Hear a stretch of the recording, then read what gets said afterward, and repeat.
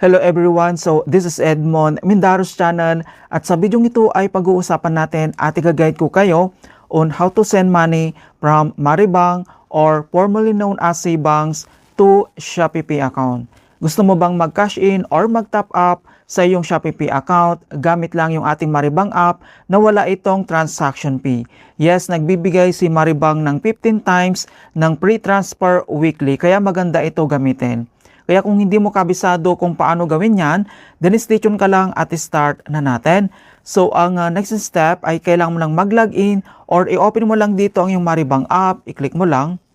Dito lang sa ating Maribang profile homepage and kailangan mo lang i-tap dito yung transfer. And then dito na tayo sa pay/transfer or transfer to and kailangan mo lang i-select dito yung e-wallet na makikita lang dito sa right corner, i-click mo lang. And then, dito sa ating e-wallet, kailangan mo lang mag-scroll down. And then, kailangan mo lang i-locate dito yung Shopee Pay. Once na-locate mo na siya, and kailangan mo lang itong i-select. And then, next step, dito na tayo sa to Shopee Pay. So, makikita mo naman dito yung mobile number and then account. And kailangan mo lang i-select dito yung account. And the next step, so enter name or phone number. Kailangan mo lang i-enter dito yung Shopee Pay register mobile number. Pwede naman sa pangalan mo or sa receiver, pwede po yan. And then fill out lang natin. At once na-enter mo na dito yung mobile number na register sa Shopee Pay account, kapag tama yan, mag-a-appear naman kaagad dito sa baba. And kailangan mo lang yan i-select.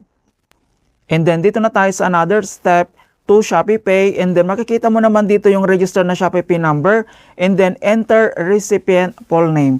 Okay, so click mo lang dito sa box and then sa pag-enter naman ng recipient full name, so first name and then yung last name, so either capital letter man yan or small letter, pwede po yan basta tama yung details na ini-enter natin and fill out lang natin.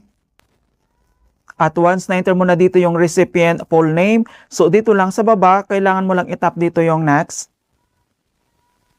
And then, dito na tayo sa another step na transfer. Okay, so makikita mo naman dito yung details ng recipient, yung Shopee Pay account. And then, i-click mo lang dito sa box. Enter mo lang dito kung magkano yung amount na ita-transfer mo. And then, once na-enter mo na yung amount, kailangan mo lang i-tap dito yung done dito lang sa bottom right corner.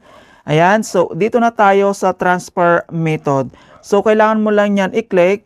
And then, dito naman sa transfer method, so mayroon ditong dalawang option na pwede natin gamitin. Mayroon ditong InstaPay, so processing time, real time po yan, agad-agad. And then kapag gusto mo naman yung PisoNet, mayroon naman dito pero processing time po yan mga kaibigan and the next banking day. Ayan, so isilik mo lang dito kung ano yung pwede natin gamitin. So since ang PisoNet hindi ito available ngayon, so silik lang natin dito yung InstaPay kasi gusto natin real time. And kailangan mo lang itap dito yung confirm.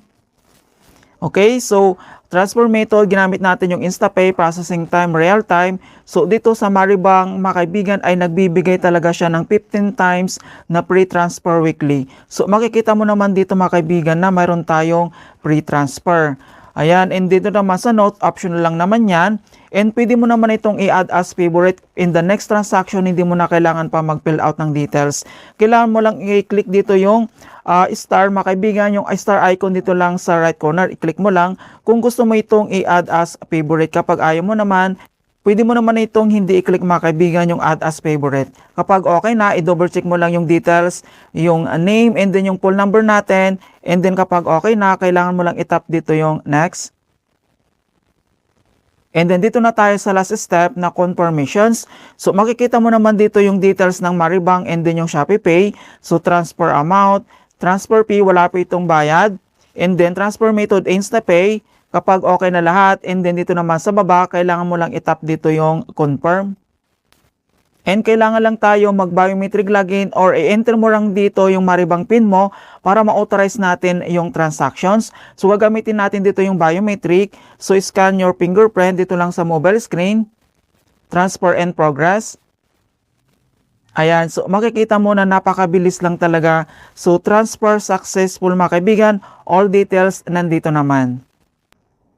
At para ma-confirm natin na talagang pumasok na and then back lang tayo.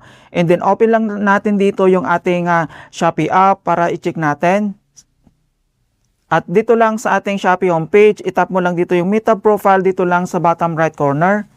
At dito lang sa ating Shopee profile homepage. And then dito lang sa My Wallet, itap mo lang dito yung Shopee Pay. Ayan, so dito lang sa ating Shopee Pay. So makikita mo naman dito na na-receive na natin yung amount, and then itap mo lang yan. And then i-click mo lang dito yung history.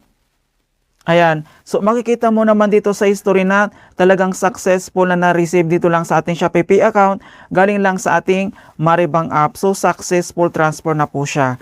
Ayan, and then ang maganda talaga dito is wala po itong transaction fee kapag Maribang to Shopee Pay or any naman na e-wallet na gagamitin natin. Once gagamitin natin yung Maribang, wala talagang transaction fee yan. Basta mayroon tayong free transfer.